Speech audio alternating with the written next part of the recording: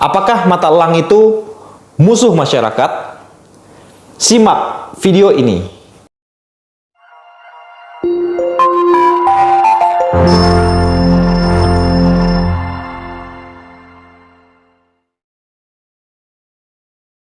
Assalamualaikum warahmatullahi wabarakatuh. Kembali lagi di channel Skriptlow. Kali ini saya ingin membahas terkait daripada cara menghadapi mata elang di jalan.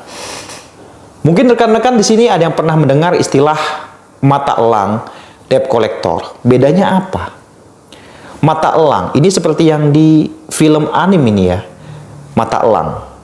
Jadi begini, kalau debt collector, koreksi barangkali kalau di sini rekan-rekan ada yang lebih berpengalaman dan ada yang ahli di bidangnya, boleh dong sharing-sharing, komen di kolom komentar.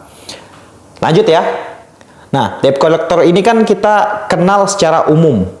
Dia salah satu profesi yang ditugaskan oleh leasing atau perusahaan pembiayaan untuk menagih utang seorang debitur.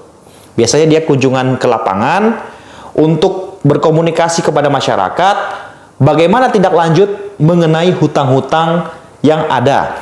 Itu debt collector saya kira sudah paham semua.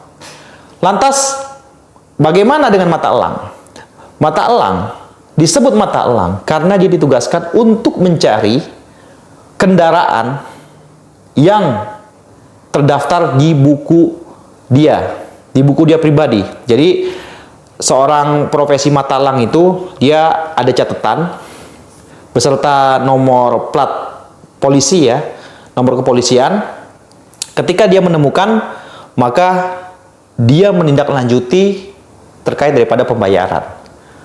Loh, kayak gitu bukannya hal yang lumrah dan sah-sah saja kan dia begitu, karena namanya dia punya utang. Benar sekali, memang secara mekanisme tidak ada yang salah. Bukan berarti seorang profesi mata elang ini salah, jahat, tidak baik, tidak juga. Itu hak dia. Dia menjadi utusan daripada lembaga pembiayaan untuk menagih hutang-hutangnya. Ya, kalau memang tidak mau berurusan dengan mata elang, ya jangan hutang. Itu aja. Jadi sebelum saya memberikan masukan kepada mata elang, please deh, namanya debitur, jangan suka hutang kalau memang nggak mau dikejar. Apalagi kalau neko-neko dia kredit, terus unitnya ini dipakai untuk hal-hal yang lain, atau digadaikan ke lembaga yang lain, atau bahkan dijual. Ini bahaya sekali. Tentu jeratan hukumnya juga tidak main-main.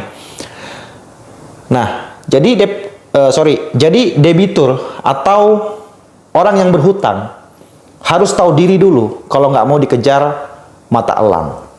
Saya kira itu ya. Jadi mata elang ini dia juga punya hak untuk menagih hutang-hutangnya. Tapi ingat, seorang profesi mata elang tidak bisa sembarangan menggunakan segala cara untuk menarik unit, mengancam dia, meminta pembayaran, apalagi kalau dia menggunakan kekerasan, baik secara fisik maupun secara harta. Nah, ini yang harus dihindari ya. Nah, jadi mata elang ini kadang digunakan kalau misalnya orang si berhutang ini ya, debitur, sebut saja debitur. Dia ini tidak kooperatif, sering kabur-kaburan, ada indikasi dia mengalihkan ke pihak ketiga atau menjual atau menggadaikan. Bisa juga dia tidak terdeteksi. Kadang ada juga lembaga pembiayaan dia memasang GPS di unit tersebut. Tapi kok ini tidak terdeteksi. Oleh karena itu, mata elang ini ditugaskan untuk mencari keberadaan unit tersebut. Nah, saya kira paham ya kenapa ada namanya mata elang. Dan apakah itu musuh masyarakat? Tidak. Sebagai warga negara Indonesia, dia memiliki haknya untuk menagih hutang. Ditugaskan untuk menagih hutang. Nah, terus yang jadi persoalan apa? Cara penagihannya yang kita harus tahu. Termasuk lisensi dia, sertifikasi dia, surat tugas dia. Hati-hati loh, ini jangan sembarangan. Kalau dia tidak bisa menunjukkan Lantas, bagaimana kita bisa membedakan mana yang mata elang, perwakilan daripada perusahaan, mana yang tukang tipu? Ini juga harus diwaspadai. Takutnya, ketika kita masuk dalam ruang lingkup penipuan, lembaga pembiayaan ini tidak mau tahu apa yang terjadi. Jadi, kita harus tetap pada prosedur. Prosedurnya apa? Ya, kalau memang tidak bisa membayar, katakanlah dari pihak banknya mengutus debt collector ya, atau mata elang dengan menggunakan lisensi atau legalitas. Tapi tetap, kalau kita mengacu kepada undang-undang jaminan fidusia, tetap tidak bisa jaminan itu dicairkan secara sepihak. Eksekusi jaminan itu harus ada prosedurnya. Harus melalui pelaksanaan putusan pengadilan. Kalau rekan-rekan ingin tahu dasar hukumnya di Undang-Undang Nomor 42 Tahun 99. Tapi yang perlu diketahui dari undang-undang tersebut di pasal 15 itu sudah dilakukan judicial review. Yang awalnya bisa mengeksekusi jaminan fidusia secara sepihak. Setelah pasca putusan MK tersebut menjadi tidak bisa dilakukan eksekusi secara sepihak. Harus permohonan melalui pengadilan. Jadi tidak mudah itu. Namanya, unit saya tarik, itu nggak bisa. Itu nggak bisa sembarangan. Jadi seperti itu ya. Nanti bisa dicek di Undang-Undang Jaminan Fidusia. Diperkuat juga dalam PP nomor 21 tahun 2015 tentang tata cara pendaftaran jaminan fidusia. Nah, begitu. Bagaimana kalau barangnya gadai? Kalau barangnya gadai, karena dia tidak ada surat-suratnya, harus sesuai persetujuan si debitur. Kalau tidak, debitur dia tidak rela barang-barangnya diambil secara sepihak oleh kreditur, maka debitur bisa menjerat dia dengan tindak pidana penggelapan atau pencurian dengan menggunakan kekerasan. Pasal 365. Hati-hati. Tidak bisa seorang mata elang itu eksekusi jaminan secara mandiri, menarik unit secara mandiri, apalagi dia memaksa menggunakan kekerasan, harus bayar nggak? Kalau nggak, bagaimana?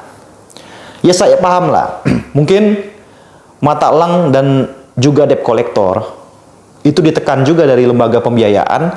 Kalau dia tidak mendapatkan target dari debitur itu membayar hutangnya, maka pekerjaan profesi mata elang ini terancam. Saya paham itu.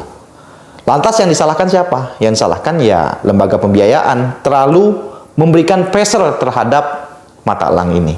Nah, ini sebenarnya lebih cenderung kepada masukan-masukan dan juga pengetahuan umum ya. Jangan sampai rekan-rekan terjebak di dalam circle seperti itu. Terus apa yang bisa kita lakukan supaya tidak terjerat?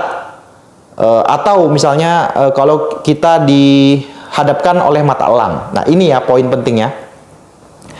Kalau misalnya dia tiba-tiba memberhentikan kita di jalan, cari tempat ramai. Cari tempat ramai. Walaupun dia nggak ngapa-ngapain, lebih baik cari tempat ramai. Kita nggak ada yang tahu apakah yang memberhentikan kita itu seorang mata elang atau begal. Hati-hati nih. Terus juga kalau misalnya dihadapkan di tempat ramai, dia mau ketemu sama kita, hadapi dengan kepala dingin, hadapi dengan tenang. Apalagi jangan sampai terbawa emosi, gugup, dan sebagainya. Santai.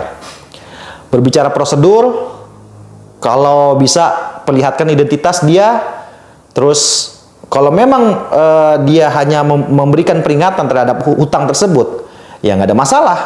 Tapi kalau dia ingin menarik unit tersebut, ingat, jangan pernah memberikan. Kalau misalnya ada pemaksaan dari mata elang ini, maka lakukan permintaan pertolongan terhadap warga supaya bisa diamankan. Jadi seperti itu ya. Nah, buat rekan-rekan, jangan lupa